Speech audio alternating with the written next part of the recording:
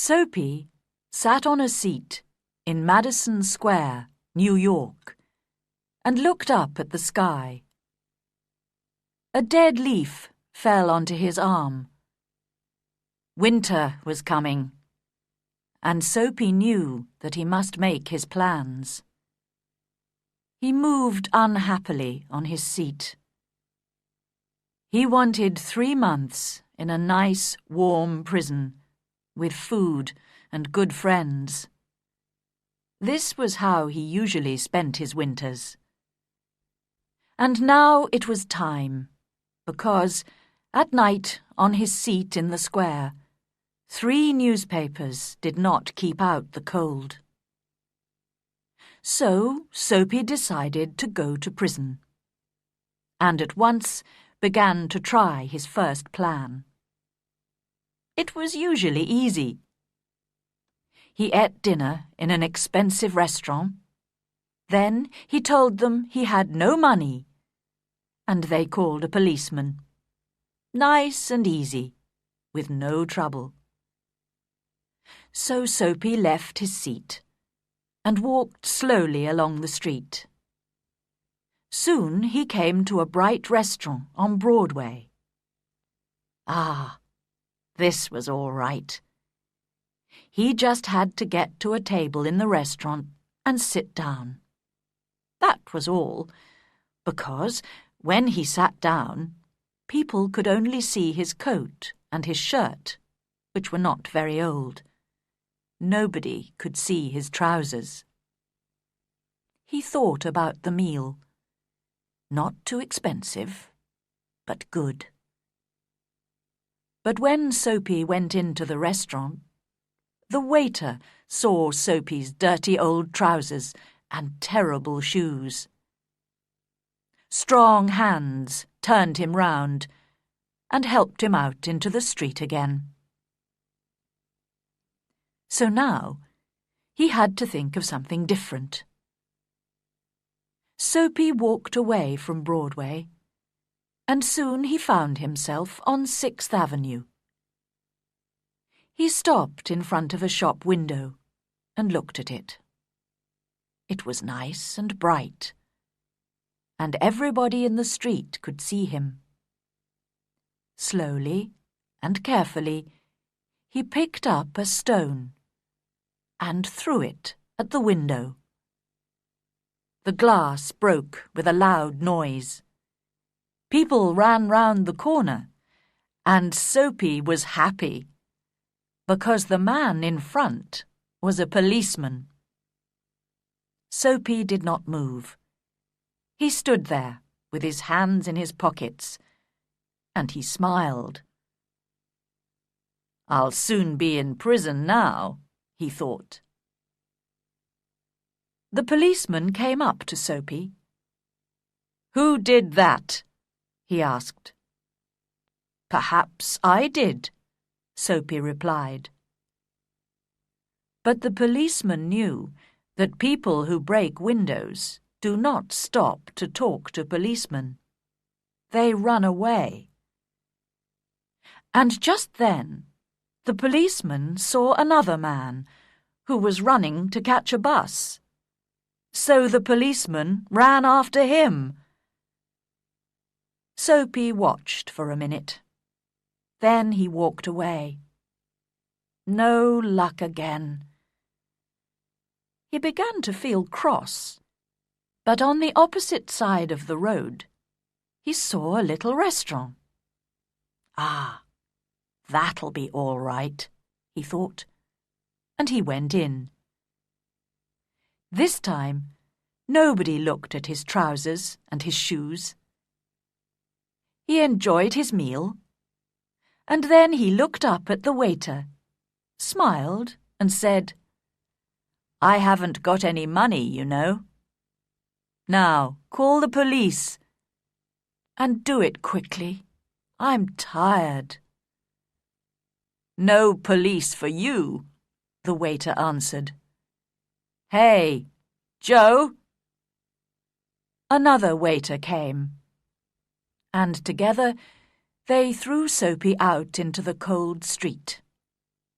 Soapy lay there, very angry. With difficulty, he stood up. His nice, warm prison was still far away, and Soapy was very unhappy. He felt worse because a policeman who was standing near laughed and walked away. Soapy moved on, but he walked for a long time before he tried again. This time it looked easy. A nice young woman was standing in front of a shop window. Not very far away, there was also a policeman. Soapy moved nearer to the young woman. He saw that the policeman was watching him. Then he said to the young woman with a smile, "Why don't you come with me, my dear? I can give you a good time." The young woman moved away a little and looked more carefully into the shop window. Soapy looked at the policeman. Yes, he was still watching. Then he spoke to the young woman again. In a minute, she would call the policeman. Soapy could almost see the prison doors. Suddenly, the young woman took hold of his arm. "Okay," she said happily. "If you buy me a drink. Let's go before that policeman sees us." And poor Soapy walked away with the young woman who still held on to his arm. He was very unhappy. At the next corner, he ran away from the woman. Suddenly, he was afraid. "I'm never going to get to prison," he thought. Slowly, he walked on and came to a street with a lot of theatres. There were a lot of people there, rich people in their best clothes. Soapy had to do something to get to prison. He did not want to spend another night on his seat in Madison Square. What could he do? Then he saw a policeman near him. So he began to sing and shout and make a lot of noise. This time they must send him to prison. But the policeman turned his back to Soapy and said to a man who was standing near, "He's had too much to drink, but he's not dangerous. We'll leave him alone tonight." What was the matter with the police? Soapy was really unhappy now. But he stopped making a noise. How could he get to prison? The wind was cold, and he pulled his thin coat around him. But just then, inside a shop, he saw a man with an expensive umbrella. The man put his umbrella down near the door and took out a cigarette. Soapy went into the shop, picked up the umbrella, and slowly he began to walk away. The man came quickly after him. "That's my umbrella," he said. "Oh, is it?" Soapy replied. "Then why don't you call a policeman? I took it, and you say it's your umbrella. Go on then. Call a policeman. Look, there's one on the corner." The umbrella man looked unhappy. "Well, you know, perhaps I've made a mistake. I took it from a restaurant this morning. If it's yours, well, I'm very sorry." "Of course it's my umbrella," Soapy said. The policeman looked at them, and the umbrella man walked away. The policeman went to help a beautiful young girl to cross the road. Soapy was really angry now. He threw the umbrella away and said many bad things about policemen. Just because he wanted to go to prison, they did not want to send him there. He could do nothing wrong. He began to walk back to Madison Square and home, his seat. But on a quiet corner, Soapy suddenly stopped.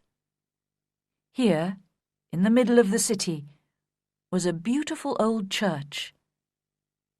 Through one purple window, he could see a soft light, and sweet music was coming from inside the church. The moon was high in the sky, and everything was quiet. For a few seconds, it was like a country church, and Soapy remembered other, happier days. He thought of the days when he had a mother, and friends, and beautiful things in his life. Then he thought about his life now, the empty days, the dead plans. And then a wonderful thing happened. Soapy decided to change his life and be a new man. Tomorrow, he said to himself, I'll go into town and find work. My life will be good again. I'll be somebody important. Everything will be different. Soapy felt a hand on his arm. He jumped and looked round quickly into the face of a policeman. "What are you doing here?" asked the policeman. "Nothing," Soapy answered. "Then come with me," the policeman said. 3 months in prison, they told Soapy the next day.